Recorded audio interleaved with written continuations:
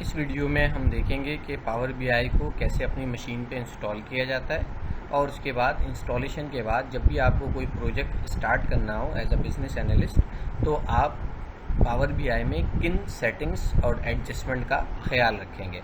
तो सबसे पहले पावर बीआई को इंस्टॉल करने के लिए आप जो है powerbi.microsoft.com के ऊपर जाइए और ट्राई फ्री या साइन अप फ्री के ऊपर क्लिक कीजिए और उसके बाद जो है वो डाउनलोड फ्री का ऑप्शन होगा, उसके ऊपर क्लिक कीजिए और उसके बाद इसको अपनी मशीन के ऊपर इंस्टॉल कर लीजिए। तो हम सबसे पहले मैं आपको इसका डेमो देता हूँ कि आप सबसे पहले क्या करेंगे। powerbi.microsoft.com के ऊपर आप गए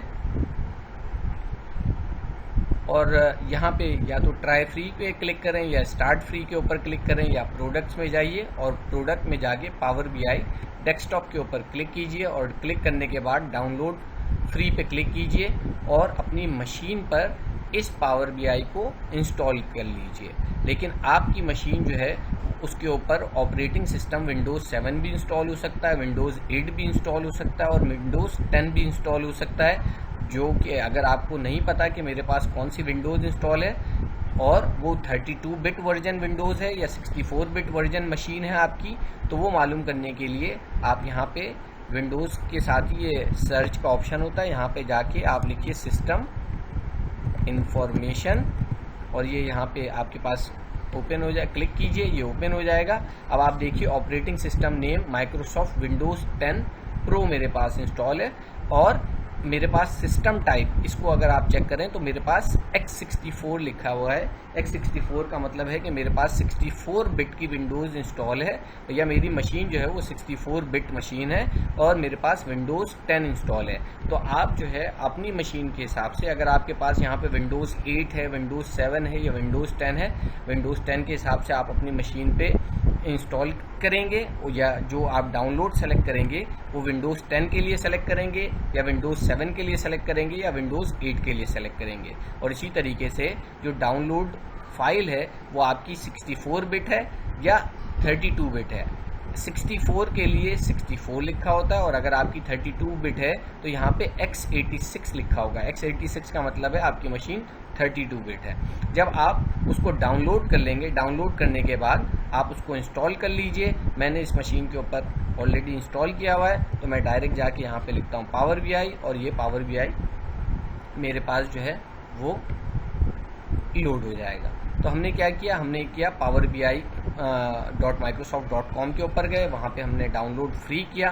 फ्री करने के बाद मैंने इसको अपनी मशीन के ऊपर इंस्टॉल किया। इंस्टॉल करने के बाद मेरे पास कुछ इस टाइप की स्क्रीन आई, बिल्कुल वैसे ही जैसे इस वर्ड के डॉक्यूमेंट के ऊपर मैंने आपके पास बना के रखी हुई है कि आपके पास पावर बीआई जो है वो इंस्टॉल होके ऐसे आ जाएगा। अब इस पावर बीआई जब आप इंस्टॉल कर लेंगे तो आपके पास दो ऑप्शन है कि या तो आपको साइन इन करना है या आपको इसके ऊपर अकाउंट बनाना है या नहीं बनाना। यूजुअली जो साइन इन का अकाउंट है वो इसलिए बनाया जाता है if you want to collaborate it with other applications, यानी आप अपने टैबलेट के साथ या किसी और चीज़ के साथ इसको कोलैबोरेट करना चाहते हैं, इसका डेटा उसके साथ। तो हम जो है इस पर्टिकुलर प्रोजेक्ट के लिए ऐसा काम नहीं करेंगे, इसलिए you don't need to create the account on Power BI. अच्छा, इन केस लेटर ऑन जब आप कभी प्रोफेशनली कोई काम कर रहे हो और उसके अंदर आपको कोलैबोरेट करना हो तो फिर आपको जो है इसके साथ अकाउंट बनाना पड़ेगा और उस अकाउंट के लिए ये नॉर्मल जीमेल या हॉटमेल के ऊपर आपको अकाउंट बनाने की परमिशन नहीं देता। उसके लिए या तो आपके पास आपका वर्क ईमेल एड्रेस हो या फिर आपकी यूनिवर्सिटी या इंस्टीट्यूशन का ईमेल एड्रेस हो, उसकी बुनियाद के ऊपर ये आपका अकाउंट बना देता है और 60 डेज़ का प्रो ट्रायल वर्जन भी आपको देता है।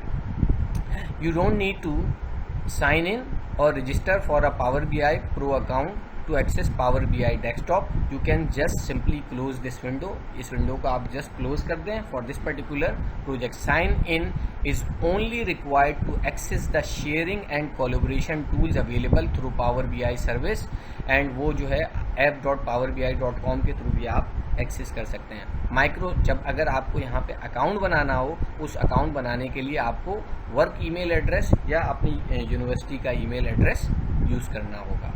इसी तरीके से हमने इस पावर बीआई को अपनी मशीन के ऊपर इंस्टॉल किया और इंस्टॉल करने के बाद हमारे पास बिल्कुल वैसे ही स्क्रीन आ गई। हम ये कहते हैं हमें कोई अकाउंट बनाने की ज़रूरत नहीं है, या तो मेरे पास जो भी डेटा है, जो फाइल मुझे जिस पे काम करना है, मैं गेट डेटा पे क्लिक करूं और उसकी लोकेशन दूं और वो फाइल मेरे पास आ जाएगी, या मैं इसको क्लोज़ कर दूं और क्लोज़ करने के बाद उस फाइल को जिसके ऊपर मुझे काम करना है वो न्यू फाइल भी मैं कोई बना सकता हूं, या कोई फाइल ओपन कर सकता हूं, या गेट डेटा कर सकता हूं जहां से मुझे वो गेट डेटा को लेना है, या इंपोर्ट कर सकता हूं या एक्सपोर्ट कर सकता हूं। We will see these options later as well. अच्छा, जब आप पावर बीआई को इंस्टॉल कर लें, इंस्टॉल करने के बाद जो हमें दूसरा काम करना है वो ये करना है कि कोई भी प्रोजेक्ट को स्टार्ट करने से पहले हमें उसकी एडजस्टमेंट या सेटिंग्स के ऊपर ध्यान देना है, और ये 3 किस्म की एडजस्टमेंट हमें करनी है। नंबर 1 इस प्रीव्यू फीचर। इस प्रीव्यू फीचर के अंदर जितने भी, जब आप फाइल पे क्लिक करेंगे और प्रीव्यू फीचर के ऊपर आएंगे तो इस प्रीव्यू फीचर में जब आप क्लिक करेंगे तो एक विंडो डायलॉग बॉक्स ओपन होगा। इसमें तमाम ऑप्शंस को आपने अनचेक करना है। ये वो तमाम ऑप्शंस हैं जिसके ऊपर माइक्रोसॉफ्ट इस वक्त काम कर रहा है, या बीटा वर्जन है ये उनके, या बीटा टेस्टिंग फेज के अंदर। इसी तरीके से दूसरा ऑप्शन जो है वो डेटा लोड का ऑप्शन है। डेटा लोड के ऑप्शन के अंदर आपने ऑटो डिटेक्ट न्यू रिलेशनशिप के जो चेकबॉक्स है उसको अनचेक करना है। क्यों अनचेक करना है?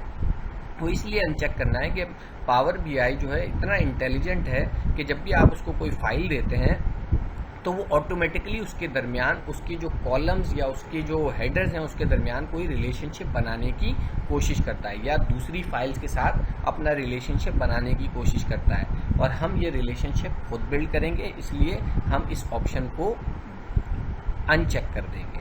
और तीसरी चीज़ जो रीजनल सेटिंग है उसको हमने जाके यूनाइटेड स्टेट्स और इंग्लिश कर देना है। वो इसलिए करना है कि जिस डेटा के साथ हम इस प्रोजेक्ट को डील करेंगे वो डेटा जो है वो यूएसए का डेटा है, और इसके अंदर हमें जो रीजनल सेटिंग है वो हम यूएसए इसलिए रख रहे हैं ताकि हमारे मैप की पोजीशन, यानी जब हम कोई रीजन सेलेक्ट कर रहे हों तो वो हमारे जहाँ पे हम लोकेशन बता रहे हों मैप उसको ही इंडिकेट कर रहा हो, वहीं की करेंसी हमें दिखा रहा हो, और इसी तरीके से जो भी वैल्यूज़ हों इन टर्म्स ऑफ अमाउंट वो भी वहाँ के मुताबिक वो रिप्रेजेंट कर रहा हो। यानी कुछ रीजन्स के अंदर, जैसे एशिया में अगर आपके पास 19320 है तो 19 के बाद कॉमा आ जाता है और 320 लिख दिया जाता है। इसी तरीके से यूएस में 19320 इस तरीके का ऑप्शन होता है, तो वो उसी पैरामीटर को अपने पास उठा लेगा। ठीक है, तो हम इसको ज़रा करके देख लेते हैं। Before to start the project मैं फाइल के ऊपर गया, और फाइल के ऊपर जाने के बाद मैं ऑप्शंस एंड सेटिंग्स में गया और इसमें ऑप्शंस पे क्लिक किया। इस ऑप्शन में क्लिक करने के बाद मुझे 3 चीज़ें करनी है। नंबर 1 इस प्रीव्यू फीचर्स। इसके ऊपर जाके मुझे तमाम ऑप्शंस को डीसेलेक्ट करना है। ये सारे डीसेलेक्ट हो गए। ठीक, ये ऑलरेडी डीसेलेक्टेड थे इसलिए ये अनचेक थे, मैंने उसको अनचेक ऑलरेडी थे तो इसलिए मैंने ये करने की ज़रूरत नहीं थी। दूसरा, करंट फाइल के अंदर डेटा लोड का टैब है, और उसके अंदर मैं जाके auto detect new relationship after data is loaded को अनचेक कर दूंगा। ये काम कर दिया। और तीसरा काम, रीजनल सेटिंग में जाके मुझे ये already English and United states हुआ है तो इसको मैं सेलेक्ट कर लूँगा, और अगर नहीं हुआ होता तो मुझे इसको चेंज करना पड़ता, और मैंने इसको जाके ओके कर दिया। So what we have learned how to install Power BI according to the specification of your machine, and how to do the settings before you are going to start